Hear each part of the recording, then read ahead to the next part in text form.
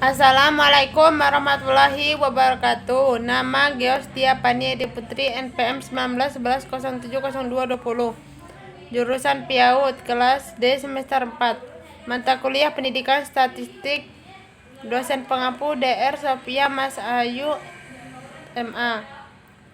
Pertemuan 1. Statistik diartikan sebagai alat pengolah data angka. Statistika di cabang ilmu yang mengamati dan atau mengembangkan cara-cara mengolah data angka. Statistik produk dari kerja statistika, sedangkan statistika adalah penghasil statistik. Statistik pendidikan adalah ilmu pengetahuan yang atau mempelajari tentang prinsip, metode, dan prosedur yang perlu digunakan dalam rangka penyajian, penganalisaan bahan keterangan berwujud angka. Penelitian pendidikan adalah proses yang sistematis untuk memperoleh pengetahuan dan pemecahan masalah pendidikan melalui metode ilmiah, baik dalam pengumpulan maupun analisis datanya, serta membuat rumusan generalisasi berdasarkan penafsiran data tersebut. Statistik deskriptif. Statistik yang digunakan untuk menganalisis data dengan cara mendeskripsikan atau menggambarkan data yang telah berkumpul sebagaimana adanya tanpa bermaksud membuat kesimpulan yang berlaku untuk umum atau generalisasi. Penyajian data, pengukuran tendensi sentral, modus median, mean, perhitungan densil persentil, perhitungan penyebaran data melalui perhitungan rata-rata dan standar deviasi, perhitungan prosentasi, mencari kuatnya hubungan antara variabel melalui analisis kolerasi, regresi, dan membuat perbandingan dengan membandingkan rata-rata dan sampel atau populasi. Statistik inferensial. Teknik yang digunakan untuk menganalisis data sampel dan hasilnya diberlakukan untuk populasi. Statistik digunakan bila sampel diambil dari populasi yang jelas, dan teknik pengambilan sampel dari populasi yang jelas dan dilakukan secara random. Pertemuan 2. Distribusi frekuensi. Definisi: pengelompokan data menjadi tabulasi data dengan memakai kelas-kelas data dan dikaitkan dengan masing-masing frekuensinya. Tujuan dari pembuatan tabel frekuensi adalah untuk mengatur data mentah belum dikelompokkan ke dalam bentuk yang rapih tanpa mengurangi inti informasi yang ada. Kelebihan dan kekurangan. Kelebihannya dapat mengetahui gambaran secara menyeluruh. Kekurangannya rincian atau informasi awal menjadi hilang. Istilah dalam tabel distribusi frekuensi data berkelompok. Interval kelas adalah selisih antara tepi atas dan tepi bawah dari suatu kelas, tetapi bukan selisih antara batas atas kelas dengan batas bawah kelas. Kelas adalah kelompok-kelompok data berbentuk A-B. Ujung kelas adalah nilai-nilai ujung yang terdapat pada suatu kelas. Batas atau tepi kelas tergantung pada ketelitian data yang digunakan. Batas bawah, ujung bawah, min 1/2/4 satuan pengukuran terkecil. Batas atas, ujung atas, plus 1/2 panjang kelas, P sama dengan BA min BB. Titik tengah kelas disebut juga nilai tengah kelas. Titik tengah kelas sama dengan 1/2. Frekuensi adalah banyak data pada setiap kelas.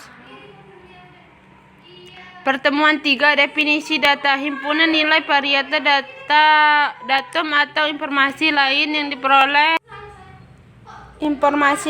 diperoleh dari observasi, pengukuran, dan penilaian terhadap satu objek atau lebih objek pengamatan variabel, variabel, dan nilai. Data kualitatif diperoleh dari hasil pengamatan. Data kuantitatif diperoleh dari kegiatan pengukuran atau penilaian.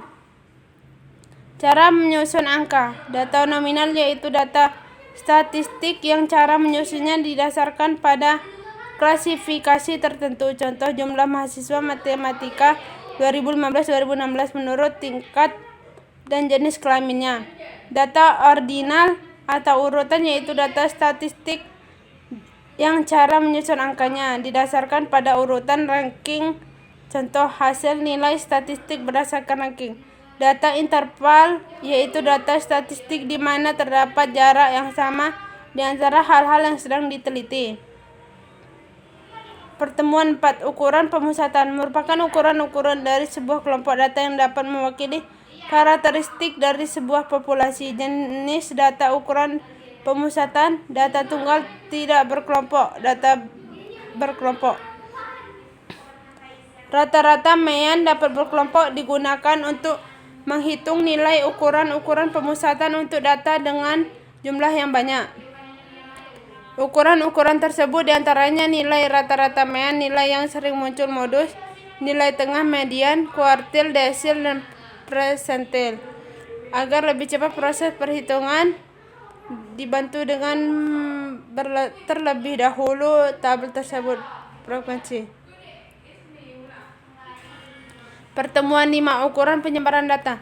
Suatu ukuran yang menyatakan seberapa besar nilai-nilai data berbeda atau bervariasi dengan nilai ukuran pusatnya atau seberapa besar penyimpangan nilai-nilai data dengan nilai pusatnya. Macam-macam ukuran: jangkauan, simpangan rata-rata, simpangan baku, data tunggal dan data kelompok, kuartil, persentil, koefisien, angka baku. Pertemuan 7. Definisi populasi. Populasi yaitu keseluruhan individu atau objek yang diteliti dan memiliki beberapa karakteristik yang sama. Populasi memiliki variasi atau sebaran yang luas. Populasi wilayah generalisasi yang terdiri atas objek atau subjek yang mempunyai kualitas dan karakteristik tertentu yang ditetapkan oleh peneliti untuk dipelajari dan kemudian ditarik kesimpulannya. Definisi sampel. Sampel bagian dari jumlah dan karakteristik yang dimiliki oleh populasi tersebut. Bila populasi besar dan penelitian tidak mungkin mempelajari semua yang ada pada populasi, misalnya karena keterbatasan dana dan tenaga dan waktu, maka penelitian dapat menggunakan sampel yang diambil dari populasi itu.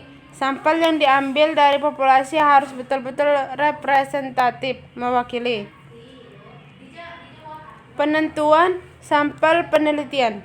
Syarat utama sampel representatif sampel apabila kecenderungan sampel yang mendekati keadaan identik populasi.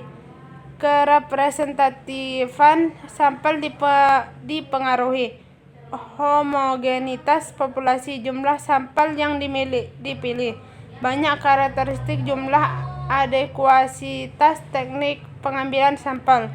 Homogenitas populasi. Aspek tempat atau geografis merupakan wilayah atau tempat subjek penelitian bertempat tinggal. Provinsi, kabupaten, sekolah. Aspek subjek, jenis kelamin, umur, rasial, pendidikan, kepribadian, sejarah kehidupan, dan inteligensi. Aspek sosial yang mencakup kelas sosial, keluarga, dan lingkungan sosialnya. Pertemuan 8. Hipotesis adalah pernyataan tentatif yang merupakan dugaan mengenai apa saja yang sedang kita amati dalam usaha untuk memahaminya. Fungsi hipotesis. Hipotesis merupakan kebenaran sementara yang perlu diuji kebenarannya. Oleh karena itu, hipotesis dibentuk untuk menemukan kemungkinan atau untuk menguji kebenaran suatu teori. Jika hipotesis sudah diuji dan dibuktikan kebenarannya, maka hipotesis disebut menjadi suatu teori. Jadi sebuah hipotesis diturunkan dari suatu teori yang sudah ada, kemudian diuji kebenarannya, dan pada akhirnya memunculkan teori baru. Jenis-jenis hipotesis. Hipotesis yang menyatakan adanya kesamaan dalam dunia empiris. Hipotesis jenis ini berkaitan dengan pernyataan-pernyataan yang bersifat umum yang kebenarannya diakui oleh banyak pada umumnya. Pertemuan 9. Korelasi adalah suatu alat analisis yang dipergunakan untuk mencari hubungan antara variabel independen atau bebas dengan variabel dependen atau tak bebas. Koefisien determinasi. Koefisien determinasi merupakan ukuran untuk mengetahui kesesuaian atau ketepatan antara nilai dugaan dengan data sampel. Koefisien determinasi didefinisikan sebagai berikut. Koefisien determinasi adalah bagian dari keragaman total variabel tak bebas Y, variabel yang dipengaruhi atau dependen, yang dapat diterangkan atau diperhitungkan oleh keragaman variabel bebas X, variabel yang mempengaruhi independen. Pertemuan 11. Analisis regresi. Regresi linier sering digunakan untuk melihat nilai prediksi atau perkiraan yang akan datang. Apabila X dan Y mempunyai hubungan, maka nilai X yang sudah diketahui dapat digunakan memperkirakan Y. Perkiraan mengenai terjadinya sesuatu kejadian nilai variabel untuk waktu yang akan datang, seperti prediksi produksi 3 tahun yang akan datang, prediksi harga bulan depan, ramalan jumlah penduduk 10 tahun mendatang, ramalan hasil penjualan tahun depan. Regresi berganda. Independen variabel yang dianalisis lebih dari 2. Kegunaan. Untuk melihat pengaruh lebih dari satu variabel bebas THD, variabel terikat sekaligus dalam satu metode analisis. Untuk melihat variabel bebas yang lebih berpengaruh THD, variabel terikat. Memprediksi nilai variabel terikat bila diketahui nilai-nilai variabel bebas. Pertemuan 12. Uji validitas dan uji reliabilitas. Hasil penelitian yang valid bila terdapat kesamaan antara data yang terkumpul dengan data yang sesungguhnya terjadi pada objek yang diteliti. Hasil penelitian yang reliable bila terdapat kesamaan data dalam waktu yang berbeda. Instrumen yang valid. Alat ukur yang digunakan untuk mendapatkan data mengukur itu valid. Macam-macam validitas.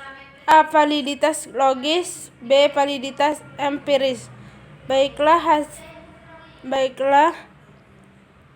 itulah hasil dari bacaan PPT saya. Sekian dari saya. Wabillahi taufiq wal hidayah. Wassalamualaikum warahmatullahi wabarakatuh.